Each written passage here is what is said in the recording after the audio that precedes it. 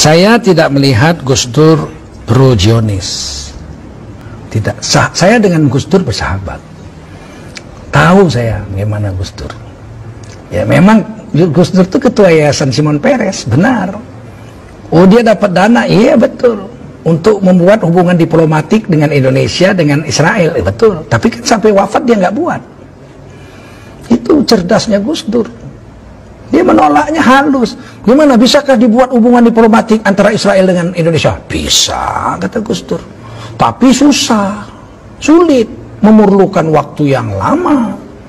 Lah ya udah kita mulai ya, monggo dimulai, tapi nggak pernah dimulai dan tidak pernah terjadi. Udah diproses sudah, tapi ya begitu, tetap nggak bisa. Ketika kemudian orang-orang dari Israel memaksa Gus Dur, cepet, ini butuh waktu perlu, cepet. Gus Dur enak aja ngomong, dia disiarkannya di depan umum. Sebagai presidennya bilang, saya ini kepingin kita itu membuat hubungan diplomatik antara Indonesia dengan Israel. Seluruh Indonesia marah. Tuh katanya nggak setuju. Mereka itu belum mau, perlu waktu yang lama, kata Gus Dur. Akhirnya Israel diam. Sampai sekarang belum pernah ada hubungan diplomatik. Nggak cerdas itu orang seperti itu. Itu orang cerdas. Fatonah itu cerdas. Kita yang belum nyambung begitu. Nah, saya tidak membela membabi bu, tapi memang kenyataannya begitu. Bisa? Bisa. Tapi nggak jadi. Ya memang susah. Dicoba. Ayo coba ngomong. Beliau ngomong. Se-Indonesia protes tuh. Lihat kan protes semua. Nggak bisa semudah itu. Sampai beliau wafat sampai sekarang. Indonesia belum punya hubungan diplomatik dengan Israel. Nah ini hal-hal seperti ini tidak semua orang bisa. Saya nggak bisa. Saya nggak bisa seperti itu. Saya orang Medan.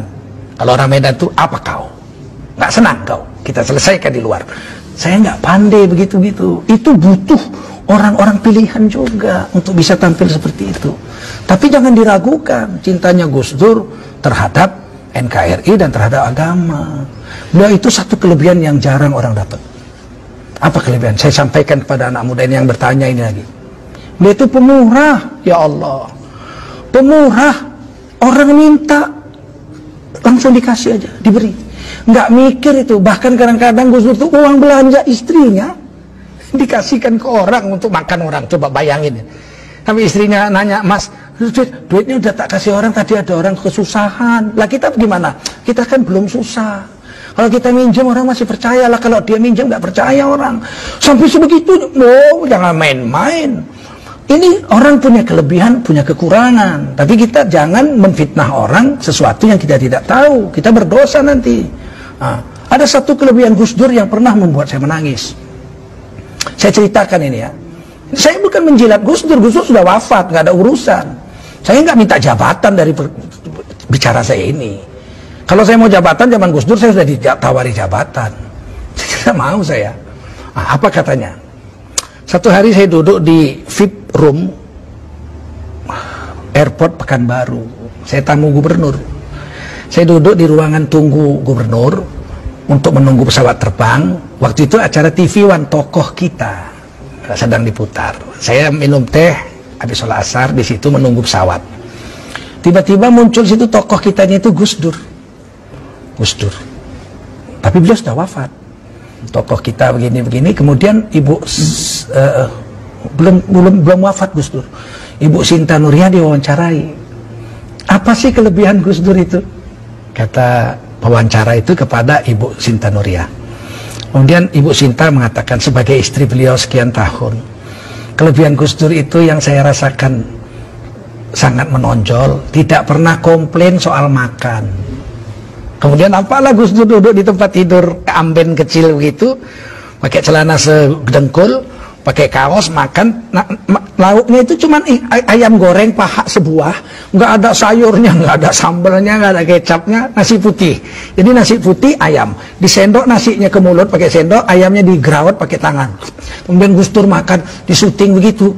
Jadi itulah kelebihan Gus Dur yang membuat saya itu bahagia, kata Ibu Sinta Nuria. Salah satunya seumur hidup perkawinan kami beliau tidak pernah komplain soal makanan. Saya langsung keluar dari situ nangis saya. Sebab kelemahan saya paling besar adalah komplain makanan.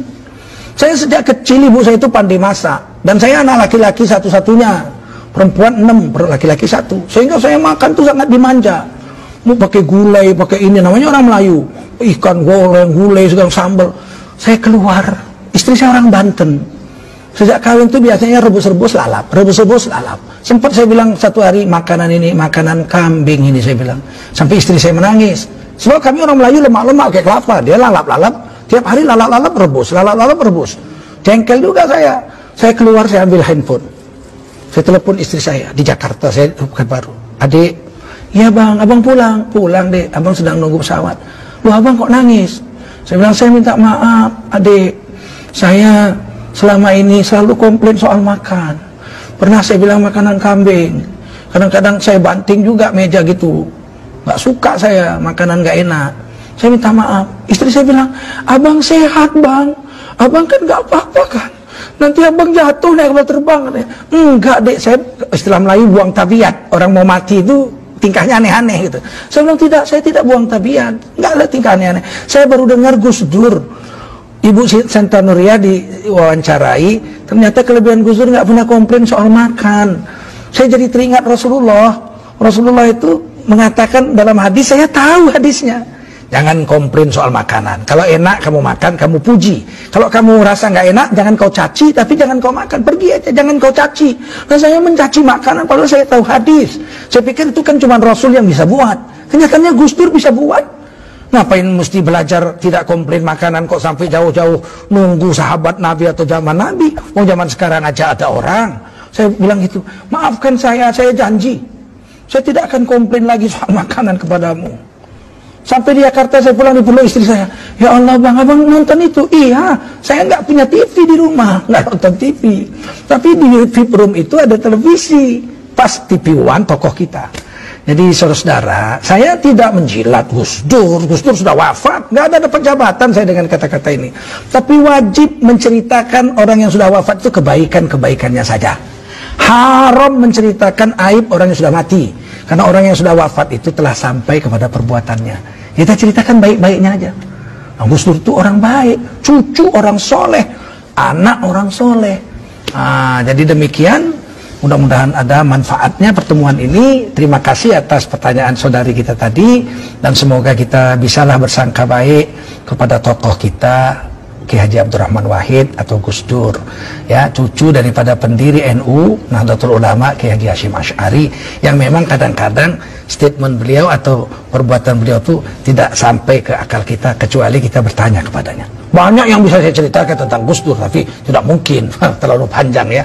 Tapi banyak hal-hal kontradiksi yang menggegerkan masyarakat, saya tanya kepada beliau. Dan beliau menjawabnya, saya terkejut gitu. Kadang-kadang dengan ilmu semantik, saya kan dosen semantik 30 tahun saya. Dengan ilmu semantik itu saya kaget itu kadang-kadang. Ya, hebat sekali sahabat saya ini, saya pikir, inilah mudah-mudahan ada manfaat.